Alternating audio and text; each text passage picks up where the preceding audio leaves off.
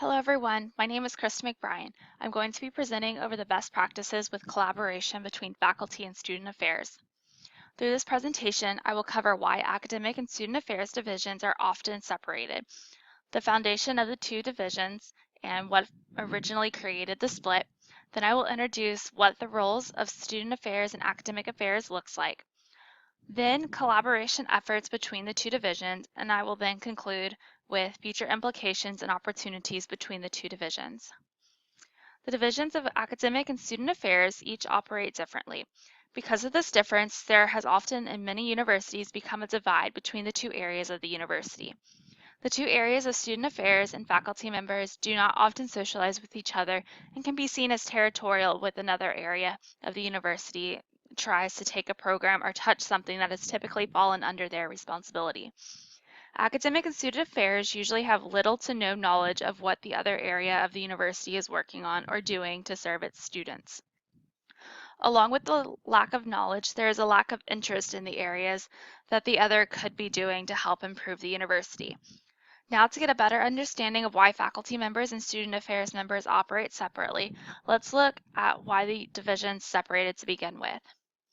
Student Affairs Division was originally created to release the burden of advising and mentoring students from the teaching faculty members of the university. After the separation, neither division desired a partnership or collaboration with the other division. However, they preferred to work and function within their own means of helping students.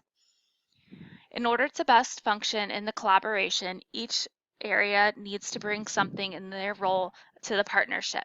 Student affairs should be responsible for bringing more than student learning theories outside of the classroom. Student affairs practitioners should, however, be grounded in teaching and learning as faculty members are. In order to best collaborate and understand the side of faculty members, student affairs practitioners should be in the classroom teaching students. This can be through first-year experience type classes or other similar classes. Through the collaboration, student affairs will broaden the student learning experience outside and inside the classroom. To best function in a collaboration, faculty members should be responsible for research regarding student affairs practices. If faculty members are often in the area of research, they should be encouraged to collaborate and assist the Student Affairs Division of the campus in conducting research to improve or enhance their practices on the campus. Faculty can then provide a non-biased take on the research gathered as they are not tied to the results. Faculty members are responsible for serving on committees currently. These committees should also include committees that join both the student affairs and academic affairs divisions on the campus. And finally, in order to learn more about the student affairs, faculty members should serve an apprenticeship in the student affairs division. An apprenticeship will allow faculty members to learn what student affairs practitioners do in serving students and how they can continue the process on the academic side of the university. Currently, there are several areas in which the student affairs and faculty members are starting to collaborate across the university. Faculty members can be seen collaborating with residence life departments in conducting living learning communities. Living learning communities are how they sound, communities in which the student lives with a group of students with a similar interest to them. Oftentimes, these students will all be taking a similar class. Faculty members become involved in living learning communities not only in teaching the classes, but also in providing tutoring for the living learning community students in the residence halls to be able to meet the group of students where they are and live. Another current collaboration between faculty and student affairs is through academic advising. Many universities share the responsibility of advising students with the academic departments and faculty members. This allows faculty members to become more involved in the lives of their students and to understand them outside of the classroom environment. The last example of current collaboration between the two divisions is first-year seminar courses. Student affairs practitioners across the universities teach a course to first-year students on the campus to aid in the transition to college. Through this experience, student affairs practitioners are participating in the university as faculty members and learning about the students and their college experience inside the classroom. So for your university to obtain collaboration or begin working towards collaboration between student affairs and faculty, there are several requirements which should be made first. The leadership of both academic affairs and student affairs needs to be on board with the partnership between the two divisions. If the leadership is involved, approving and providing oversight, the partnership is more likely to begin, continue, and succeed at the university.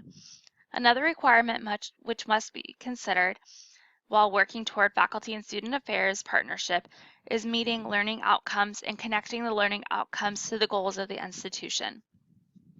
Every university has a strategic plan of where they see themselves as a university or department in the next years. Each department under the university, even in a partnership, should be working to make sure their learning outcomes for students are aligned to the university's strategic plan. The strategic plan is in place to ensure everyone understands and is working in the same direction of improvement for students on the campus. Finally, in order to succeed in collaboration between student affairs and faculty, there needs to be an understanding of the organizational culture. Each department and division within a university is different in the way they function and respond to situations. With an understanding of the other's area's culture, there will be less potential frustrations moving forward in a collaboration.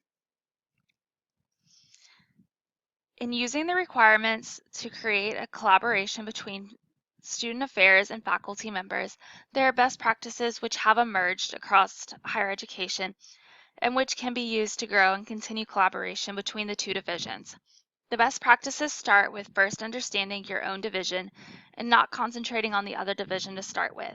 You cannot begin to make changes or a partnership if at first you do not understand the culture and inner workings of your division. In learning about your own division and department, the best practice then is to embrace the differences you learn and discover about the other area. After learning about your division and the other division, then the best practices will begin forming and developing a collaboration. For faculty members, because a lot of their work and tenure goals revolve around research, it is suggested that in practice that a research discussion group be started to discuss and evaluate research and student affairs to better improve the university. Faculty members should be offered a grant program for working in research and student affairs, as this is most likely outside of their area of practice and expertise. Lastly, it is important not to only start a collaboration from the ground up, but instead faculty and student affairs need to gain the support of the higher administration members, such as the president or chief academic officer. If the president or CAO are in support of the collaboration and partnership between faculty and student affairs, it is more likely going to be an easier collaboration process with more success. Benefits of a faculty-student affairs collaboration are far-reaching across the university. Through collaborating, each department will have a better understanding of students. Collaboration allows faculty and student affairs members to provide a holistic support to the student through their college career, both inside and outside of the classroom. Another benefit of faculty-student affairs collaborations is a better quality of education is provided to students, which can then promote higher student completion rates at the university. With any partnership or change on a campus, there are potential barriers to the collaboration between faculty members and student affairs practitioners.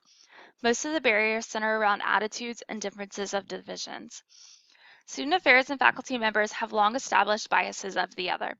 Bringing these biases and assumptions into a new or established partnership will quickly divide the area again and stop work. In the future, in order to help with the collaboration between faculty and student affairs, encouraging faculty members to participate in the collaboration is by changing the tenure reward system to include points for working with student affairs.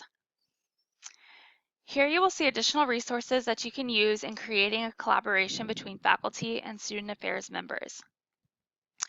Thank you for your time. Here you will see the list of references used in gathering research and in this presentation. Thank you.